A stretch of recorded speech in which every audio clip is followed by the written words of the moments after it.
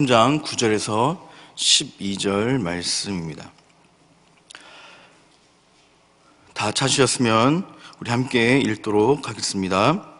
이제 가라. 이스라엘 자손의 부르짖음이 내게 달려고 애굽 사람이 그들을 괴롭히는 학대도 내가 보았으니 이제 내가 너를 바로에게 보내어 너에게 내 백성 이스라엘 자손을 애굽에서 인도하여 내게 하리라. 모세가 하나님께 아뢰되 내가 누구이기에 바로에게 가며 이스라엘 자손을 애굽에서 인도하여 내리이까? 하나님이 이르시되 내가 반드시 너와 함께 있으리라. 내가 그 백성을 애굽에서 인도하여 낸 후에 너희가 이 산에서 하나님을 섬기리니 이것이 내가 너를 보낸 증거니라. 아멘. 이 시간 함께 말씀 나눌 제목은 잠시 하던 일을 멈추고 라는 말씀을 가지고 함께 나누고자 합니다. 살아가다 보면 우리가 하고 싶은 일이 막혀서 때로는 그것을 통해서 포기하고 싶을 때가 있고, 그것들로 인해서 더 이상 아무런 계획도 세우기 싫고, 또 차라리 때로는 그런 것들 때문에 저 멀리 도망가거나 몸을 숨기고 싶을 때가 종종 있습니다. 특히 뭔가 이루고 싶은 꿈이 있을 때 그것이 한순간에 무너졌거나 다시 시도하기에는 그 상황들이 너무 열악하거나 또 사람들에게는 인정받지 못할 것 같아 위축될 때에 우리는 그러한 처한 상황 속에서 속편하게 운동하거나 때로는 요즘 말로 잠수를 타고 싶을 때가 있습니다. 오늘 말씀을 묵상하면서 모세의 모습이 이런 모습이 아니었을까라는 것을 알게 되었습니다. 여러분 잘 알고 있듯이 모세는 애굽의 왕자였습니다. 왕자로 살면서 나름대로 정치적인 꿈이 있었을 것입니다. 그리고 자기 백성들을 애굽에서부터 해방시키려는 그런 마음도 있었을 것입니다. 그리고 그 민족의 지도자로서 서고 싶은 마음도 있었을 것입니다. 그런데 여러분, 모세의 모습은 어땠습니까? 마음만 앞서고 욕심만 있었을 뿐 모세의 모습은 어떻습니까? 결국 감정을 다스리지 못해서 자기 백성을 죽이게 됩니다. 그리고 그 죽임을 통해서 자기 백성들에게조차도 인정받지 못하는 그런 상황을 맛보게 됩니다. 결국 모세는 도피와 운둔을 결심하고 미디아 광야로 나아가서 몸을 숨기는 것을 우리는 보게 됩니다. 그렇게 미디안 광야를 나아가서 모세는 르우엘, 즉 이드로를 만나게 되죠. 장차 이제 모세의 장인입니다. 그리고 그의 딸 십보라와 결혼을 해서 살게 됩니다. 그런데 여전히 그의 마음속에는 어떤 마음이 있었겠습니까?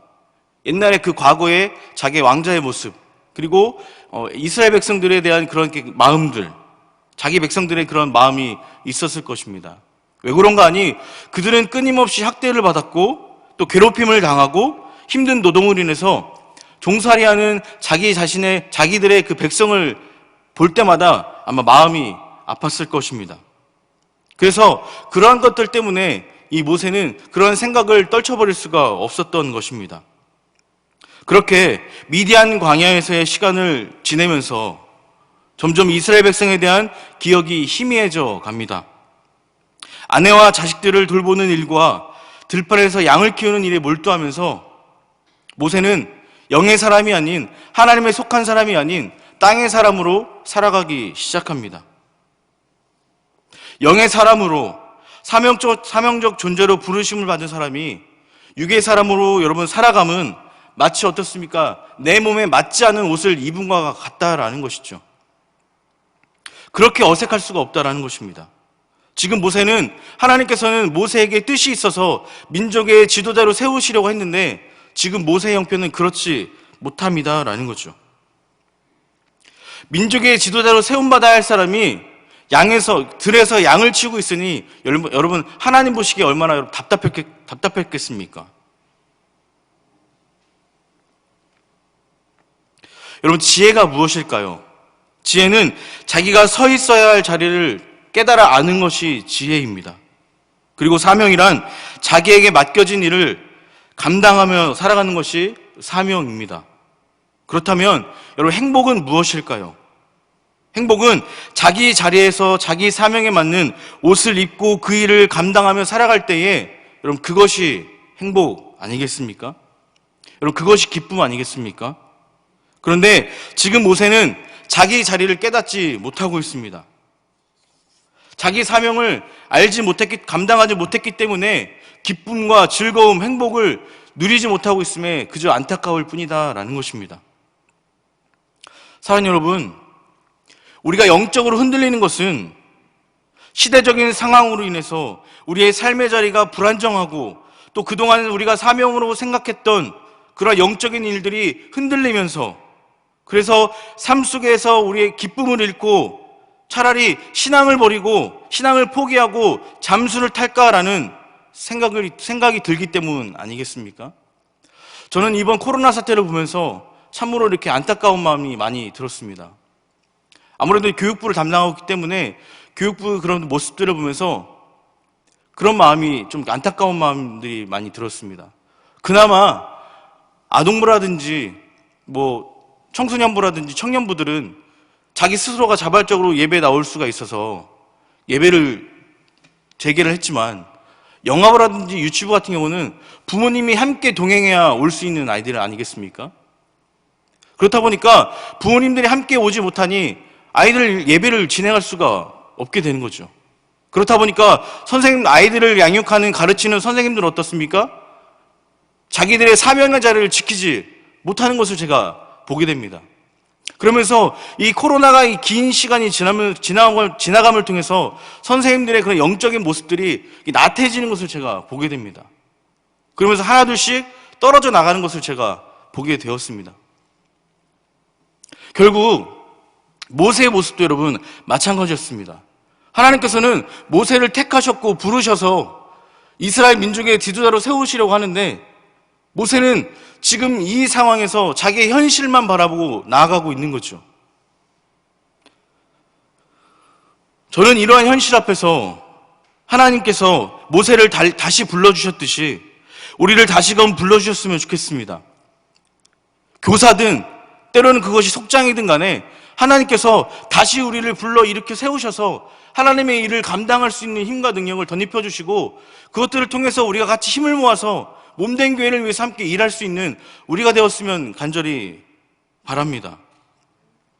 모세가 사명을 자각하고 하나님의 부르심에 응답했듯이 우리 또한 하나님의 뜻을 깨닫고 다시금 영육간에 든든히 서기를 간절히 바랍니다. 이러한 마음으로 오늘 말씀을 묵상하게 되었습니다. 이런 의미에서 오늘 말씀을 통해서 하나님께서는 모세에게 말씀하시는 것이 있습니다. 먼저는 뭐냐면 하나님께서 모세에게 멈추라라고 말씀하고 있습니다. 왜 하나님은 모세에게 멈춰서라고 말씀하셨을까요? 모세는 애굽의 왕궁에서 지냈던 기억들 그리고 하나님께서 자신의 그 민족의 지도자로 부르신 소명을 점점 잊고 있었습니다. 그냥 미디안 광야에서 발등에 떨어진 불만 끄느라고 급급했습니다. 들판에선 양들을 치우고 가족들을 보며 재산을 불리는 그런 일상의 삶만 꾸리는 것이었습니다. 그것에만 열심을 내고 있었다라는 거죠. 자신이 과거에 왕이었던 삶도 잊어버린 채 그것을 떠올릴 여유도 없이 모세는 살아가고 있었습니다. 그렇다고 해서 모세 앞에 미래를 바라보고 살아갔느냐? 그렇지도 않았다라는 거죠. 사람은 누구에나 꿈과 소망이 있습니다. 사람에게 꿈과 소망이 없으면 그것은 어쩌면 여러분 죽은 것과 같다라는 거죠. 그렇다고 여러분 나이가 많이 들었다고 해서 여러분 꿈이 없습니까? 소망이 없습니까? 그렇지 않지요. 우리는 늘 내가 바라는 것, 꿈, 그 소망을 품고 늘 하나님 앞에 매달려서 기도하는 것 아니겠습니까? 그런데 오늘 이 본문의 모세의 모습을 보면 옛날 과거의 자신의 모습도 잃어버리고 앞으로 내가 어떻게 살아가야 할 것인가에 대한 소망도 여러분 미래도 안 보였다라는 겁니다. 여러분 철길이 끊어진 줄도 모른 채 무조건 앞으로만 달려가는 열차는 어떻습니까? 비극일 것입니다. 브레이크를 밟지 못하는 삶은 어떤 삶입니까? 위험한 삶이다라는 거죠. 보네포 목사님이 히틀러에게 이렇게 이야기를 합니다. 히틀러에 대해서 브레이크를 밟을 줄 모르는 미치광이 운전사다라고 보네포 목사님은 이야기를 했습니다. 하나님께서도 이전에 에덴 동산에서 아담에게 뭐라고 이야기합니까? 아담아, 내가 어디 있느냐라고 묻습니다. 여러분, 이 상황은 어떤 상황입니까? 아담이 이브의 하와의 이제 꼬임에 넘어가서 선악과를 먹은 후에 하나님께서 아담을 부르시는 겁니다. 아담아, 어디 있느냐? 또 여러분, 다메섹 도상에서 사울을 보시고 예수님께서 뭐라고 부릅니까? 사울아, 사울아 라고 사울을 찾지 않습니까? 그 당시 사울은 제자들을 괴롭히려고, 제자들을 죽이려고 하는 그 순간 예수님은 사울의 발걸음을 멈추셨다라는 겁니다. 하나님께서 아담을 부르시고 사울을 부르신 것은 가던 길을 멈춰라, 브레이크를 밟아라 라고 말씀하고 있는 것입니다. 즉, 하나님 앞에서 죄를 짓고 하나님의 낯을 피해 나무 사이에 숨어 있었던 그 아담, 예수 믿는 사람들을 잡아 죽이려고 혈안이 된 그 사울의 발걸음을 급히 멈추려 하신 것, 그것이 바로 여러분 예수님의 모습이었습니다. 오늘 말씀에도 보면 출애굽기 3장 4절 말씀 보면 하나님은 이렇게 말씀하십니다.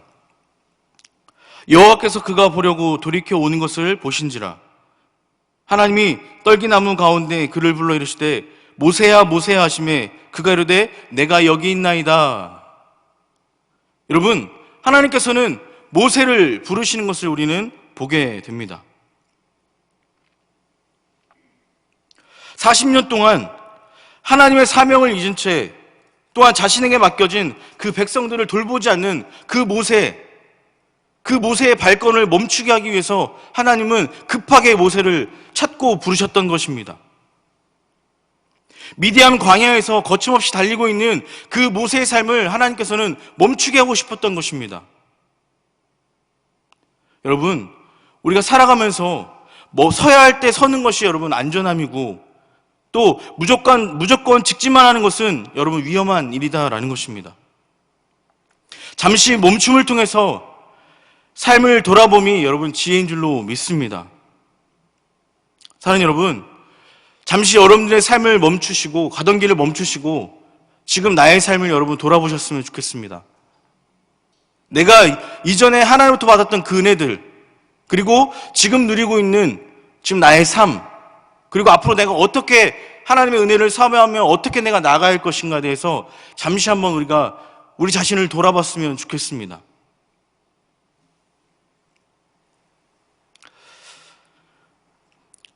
교회 개척을 하기 전에 이렇게 사역이 많은 교회에서 일이 많은 교회에서 사역을 했습니다. 매일매일이 일에 치일 정도로 굉장히 바쁘게 사역을 했었습니다. 그러고 나서 교회를 이제 개척하게 되었습니다. 그렇게 매일매일 여러분 밤늦게까지 일을 하고 바쁘게 이제 살다가 막상 교회 개척을 하게 되니까요, 뭔가 이렇게 하지 못함에 대한 되게 불안하고 스스로가 막 이렇게 왜 이렇게 사는지를 모르겠는 거예요. 제 스스로가 되게 한심해 보이더라고요. 그런데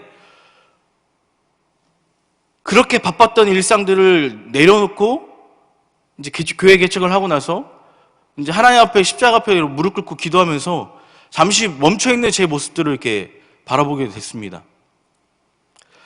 항상 바쁘고 분주하고 바쁘게 살았던 저의 모습들, 무언가에 쫓기듯 조급했던 그러한 삶들. 그런데 개척을 하고 나서 이제 단회에 올라와서 이렇게 기도를 하면서 그렇게 마음이 어느 순간부터 이렇게 평안하더라고요. 아, 하나님께서 그렇게 바쁘게 달려왔던 나에게 좀 뭔가 이렇게 멈춰서는 그 은혜를 주시려고 나를 이렇게 불러 세우셨구나라는 것을 깨닫게 되었습니다.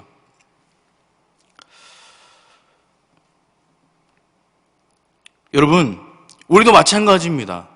우리도 뭔가에 쫓겨서 삶의 그런 바쁜 일상 속에 쫓기면서 우리는 매일매일 그렇게 살아가고 있지 않습니까?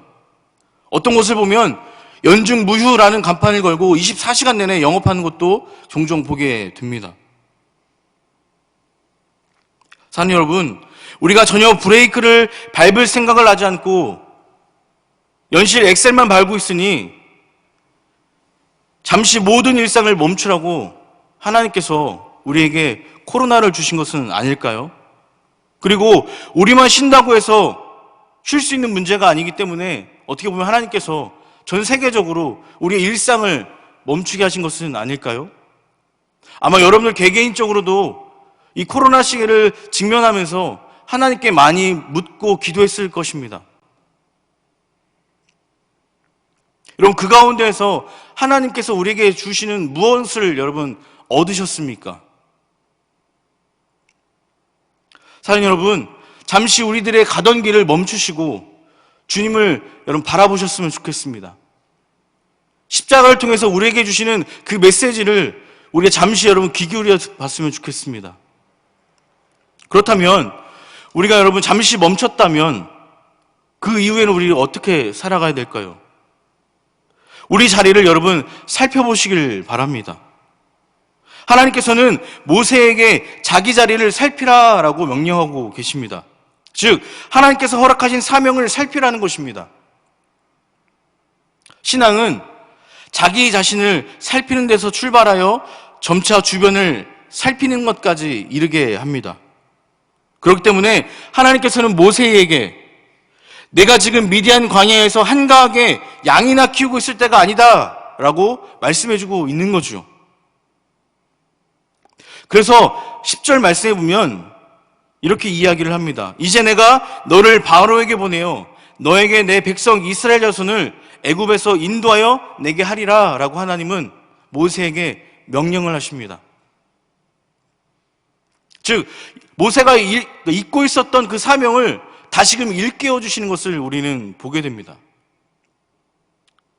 사실 날마다 우리 자신을 살피지 않으면 우리는 내 자리가 어딘지도 모르고 내가 가야 할 길과 우리는 내가 해야 될 그 무엇인가를 우리는 깨닫지 못한다라는 것입니다. 그래서 결국 우리는 어떻습니까? 허송세월을 보내고 만다라는 거죠.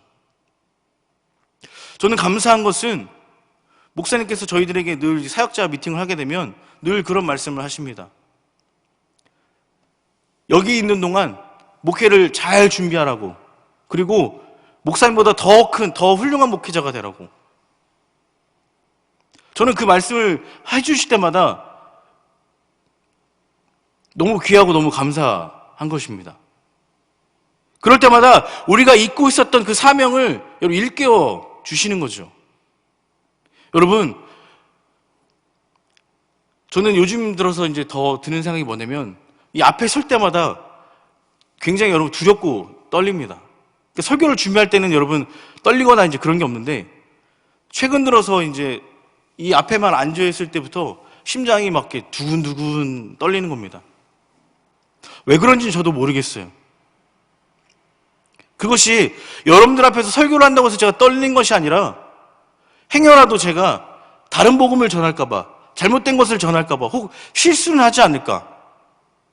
이제 그런 두려움, 그리고 제가 이 말씀을 통해서 하나님의 얼굴을 가리우진 않을까라는 그런 두려움이 어느 순간 저도 모르게 그런 두려움에 휩싸이더라고요.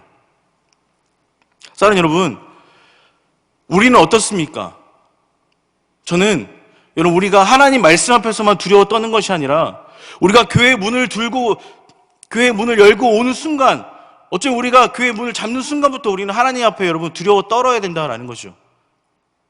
우리의 입술의 고백들, 우리의 행동들, 정말로 하나님 보시기에 그 모습들이 선한지 악한지 그것이 우리 스스로는 구별해야 되고 분별해야 된다라는 거죠. 제가 지난주 아이들에게 그런 이야기를 했습니다. 남자아이들이요, 장난이 짓궂습니다. 예배 드릴 때요. 막 3, 4모 모여가지고 막 이렇게 이야기들 해요. 그렇다고 해서 그 아이들이 말씀을 안 듣는 건 아닙니다. 근데 중요한 것은 그 아이들에게 저는 예배의 자세에 대해서 이야기를 해주고 싶었던 겁니다. 그래서요, 제가 잠시 말씀을 멈추고 아이들에게 질문했습니다. 얘들아, 너희들이 그렇게 예배를 드린다면 하나님이 기뻐하실까? 아니래요. 그럼 하나님이 어떻게 너희들이 예배를 드리는 것을 기뻐하실까? 장난치지 않고 떠들지 않고, 아이들은 단순합니다. 말씀을 잘 듣는 게 하나님께서 기뻐하시는 거래요. 자, 그러면 너희들이 그렇게 예배를 드리는데 너희들이 과연 천국에 갈 수 있을까? 아니래요. 그러면 너희들 천국에 가고 싶니? 지옥에 가고 싶니? 그러면 다 천국에 가고 싶대요. 그럼 우리가 어떻게 예배를 드려야 될까? 목사 예배 잘 드릴게요. 이렇게 이야기를 하더라고요. 저는 아이들 설교할 때 여러분 가장 재밌고 즐겁습니다. 제가 정신 연령이 이렇게 떨어져서 그런 게 아니라 아이들이 너무 여러분 순수합니다. 그 어떤 말을 해도요, 아이들은요, 다 이렇게 받아들여요. 근데 저도 그렇지만 강단에 선포되어진 말씀을 들으면 가끔씩 찔림이 있잖아요. 그러면 아유, 나한테 하실 말씀인가? 그럴 때가 있거든요. 그러면 아유, 자신을 돌아보고 반성을 해야 되고 회개를 해야 되는데 그렇지 못할 때가 있다라는 거죠. 물론 지금 목사님이 그렇다는 건 아니고요. 그런데 이 어른들은요, 말씀을 듣고 아멘으로 받고 그렇게 살아가야 되는데 아이들은 그렇게 살아가는데 저부터도 그렇지 않다라는 거죠. 나한테 하는 얘기인가? 더 사람한테 하는 얘기인가? 머릿속에 온갖 생각들을 다 이제 하게 되는 거죠. 그러면서 결론은 누굽니까? 나를 향한 이야기가 아니라 그래, 그 사람이야. 이렇게 결론을 내립니다. 간절히 바라기는 오늘 하나님께서 모세를 불러 세우셨습니다. 그리고 야, 모세야, 지금 네가 그럴 때가 아니야. 가던 길을 멈춰서고 주변을 살펴봐. 하나님은 모세에게 다시금 사명을 일깨워주기 위해서 모세를 부르셨다라는 거죠. 사랑하는 여러분, 오늘날 우리도 마찬가지입니다. 우리가 하나님 앞에 예배를 통해서, 기도를 통해서 나아가는 것은 잠시 우리들의 가던 길을 멈추고 우리의 삶을 다시금 되돌아보려고 하나님께서 우리를 부르셨다라는 거죠. 그렇다면 그 시간에 우리는 과연 멈춰서고 주변을 돌아보고 있는가라는 것입니다. 사랑하는 여러분, 오늘 이 밤이, 오늘 이 시간이 우리들의 잘못된 길을, 가던 길을 여러분 멈추고 주님의 십자가를 보면서 우리 주변을 살필 수 있는, 하나님께서 나에게 맡겨주신 그 사명을 돌아볼 수 있는 그런 귀한 시간들이 되어지기를 간절히 축복합니다. 지금 모세는 백성들의 부르짖는 소리를 들어야 됩니다. 백성들의 마음과 수에 여러분 관심을 가져야 됩니다. 그런데 모세는 그렇지 않았습니다. 그래서 하나님은 모세에게 이제는 양의 문제, 땅의 문제를 내려놓고 영적인 문제, 사명의 문제로 무장하라고 모세를 부르신 것입니다. 그래서 하나님께서는 모세가 바로 왕궁에서 지냈던 그 40년의 세월을 씻어내기 위해서 광야의 40년의 세월을, 그 시간이 필요했을 것이다 라고 생각하셨을 것입니다. 그리고 이제 그 40년의 시간이 지났으니, 생활이 끝났으니 다시금 모세가 서야 할 자리에, 사명의 자리에 서게 하신 것입니다. 사랑하는 여러분, 우리가 훈련받음은 실천해서 쓰기 위함입니다. 그런 의미에서 미디안 광야에서의 40년의 훈련은 40년은 훈련의 시간이요, 이제 바로 왕에게 나아가서 이스라엘 백성들을 구원하는 그 실전의 일을 치러야 할 시간이다라는 것입니다. 무엇보다 하나님께서 모세에게 사명을 주시는 것은 단순히 모세와의 관계만의 문제가 아니라 그 이전에 여러분 15절 말씀을 보면 아브라함과 이삭과 야곱과 맺은 언약 때문이었음을 우리는 보게 됩니다. 우리 15절 같이 한번 읽어보겠습니다. 출애굽기 3장 15절입니다. 하나님이 또 모세에게 이르시되 너는 이스라엘 자손에게 이같이 이르기를 너희 조상 하나님 여호와 곧 아브라함의 하나님, 이삭의 하나님, 야곱의 하나님께서 나를 너희에게 보내셨다 하라. 이는 나의 영원한 이름이요 대대로 기억할 나의 칭혼이라. 아멘. 하나님은 이미 조상 때부터 약속하신 그 언약의 말씀을 모세에게 말씀해주고 있는 겁니다. 즉, 모세는 거역할 수 없는 그 사명을 받은 것입니다. 반드시 성취해야 할 언약을 받았다라는 거죠. 무엇보다 모세가 받은 사명은 모세를 위함입니까? 그렇지 않습니다. 모세가 받은 사명은 모세를 위한 것이 아니라 하나님의 역사를 이루기 위함이다라는 것입니다. 모세는 그 일에 붙잡혀 쓰임받기 위해서 부르심, 세우심, 보내심을 받은 것뿐이다라는 것입니다. 사랑하는 여러분, 우리는 이 한 세기를 살아가면서 공항교회에서 우리가 같이 신앙생활을 하면서 우리는 모세처럼 부르심을 받았습니다. 우리가 공항교회에서 어떻게 살아가야 될 것인지, 어떻게 우리가 하나님께서 부르셨고, 그리고 하나님께서 우리를 통해서 세우시고 보내실 것인지를 우리는 깨달아 알아야 된다라는 거죠. 그래서 우리의 생이 다하는 날까지 우리는 공항교회 여러분, 하나님의 몸된 교회를 세우기 위해서 사명을 다해야 된다라는 것입니다. 우리는 하나님의 역사의 한 부분을 쓰임받으면서 살아가고 있습니다. 그러기에 우리의 자리와 우리의 사명을 깨달은 것이 매우 중요합니다. 저는 운명과 팔자라는 인간적인 단어를 사명이라는 영적인 단어로 사용하고 싶습니다.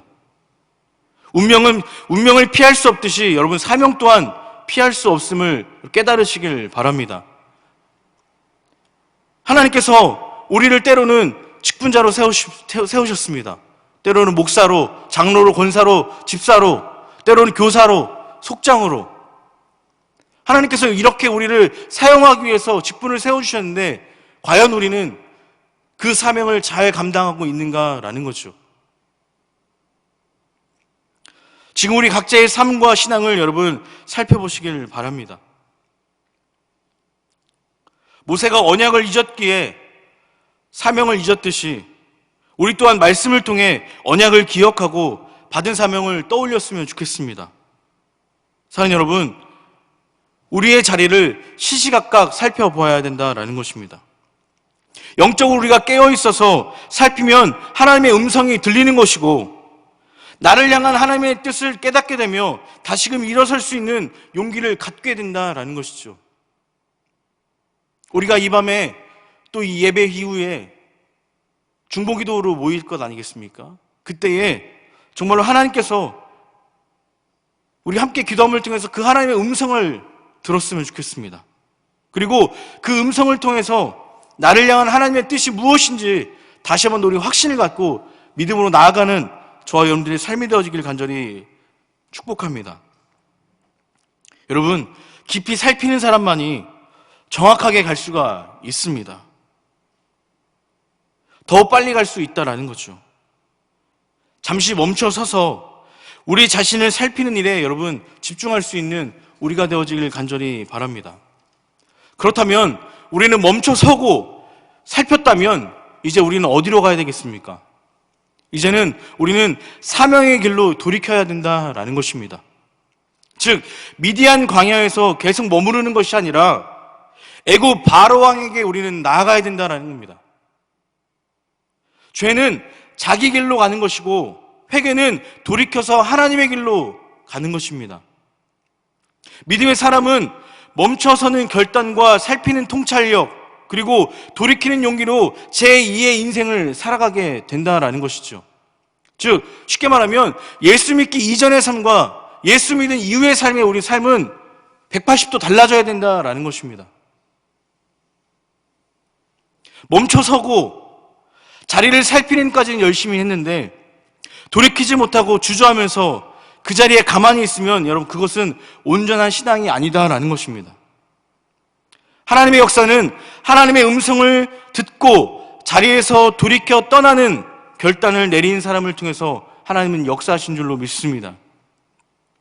아브라함도 하나님의 명령을 듣고 갈대아 우르를 떠나서 가나안 땅으로 나아갈 때에 믿음의 조상이 되었습니다. 바울도 다메섹 도상을 떠나서 돌이켜 예루살렘으로 갈 때에 하나님께서 사도로 불러서 바울로 쓰이게 하셨습니다. 그럼 모세도 마찬가지입니다. 미디안 광야에 그대로 머물러 있으면 안 됩니다. 미디안 광야는 그저 훈련받는 장소일 뿐입니다. 애굽이 본격적으로 이 모세가 사명을 감당해야 될 자리다라는 거죠. 그러니 광야에서 돌이켜서 어디로 가야 됩니까? 애굽으로 가는 돌이키는 믿음이 있어야 된다라는 것입니다. 물론 돌이키는 것은 수많은 희생을 치러야 됩니다. 모세도 애굽으로 돌이키려면 미디안 광야에서 자기 가족들을 놔두고 가야 하는 아픔을 겪어야만 합니다. 그러나 사명은 전부 갖고 챙겨가는 것이 아니라 버려두고 가는 것임을 여러분 우리가 잊지 않고 기억했으면 좋겠습니다. 그래서 하나님께서는 모세에게 뭐라고 말씀하십니까? 3장 5절 말씀을 보면 이렇게 말씀하고 있습니다. 우리 같이 한번 3장 5절을 읽도록 하겠습니다. 하나님이 이르시되 이리로 가까이 오지 말라. 내가 선 곳은 거룩한 땅이니 내 발에서 신을 벗으라. 아멘. 하나님께서는 모세를 불러일으키시고 거기에서 거룩한 땅이니 내 신을 벗으라 라고 말씀하고 있습니다. 즉 세속적인 신발까지 다 벗고 가라는 것 아니겠습니까? 목자로서의 사는 삶, 그리고 사명자로서 사는 삶은 완전히 다르다라는 것입니다. 사명자로 살기 위해서는 목자로 살았던 생각과 습성 전부를 버려야 된다라는 것입니다.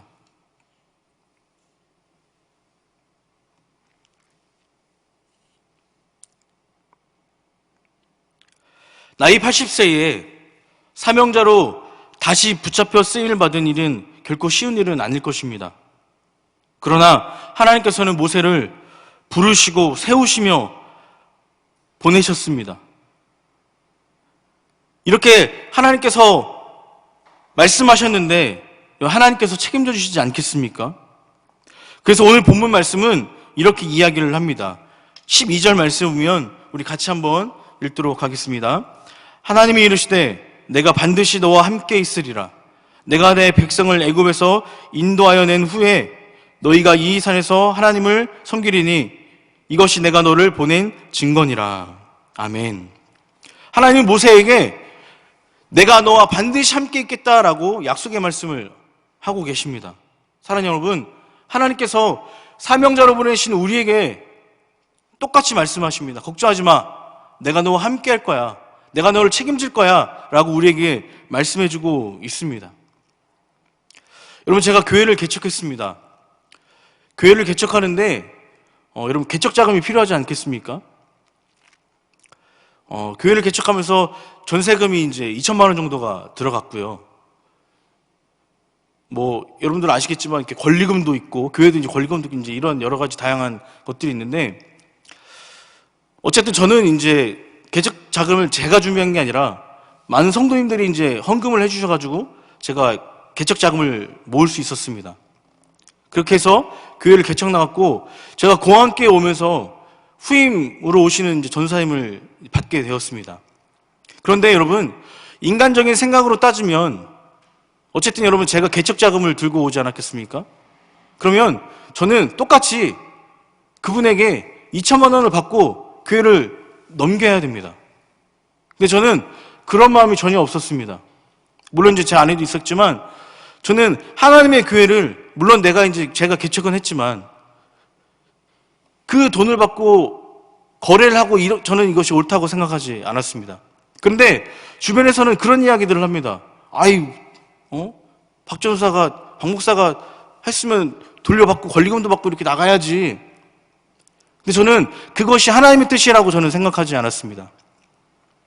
그래서 저는 과감하게 그냥 다 전사님 마음껏 목회하시라고 다 이제 드리고 이제 올라오게 됐습니다. 사랑하는 여러분,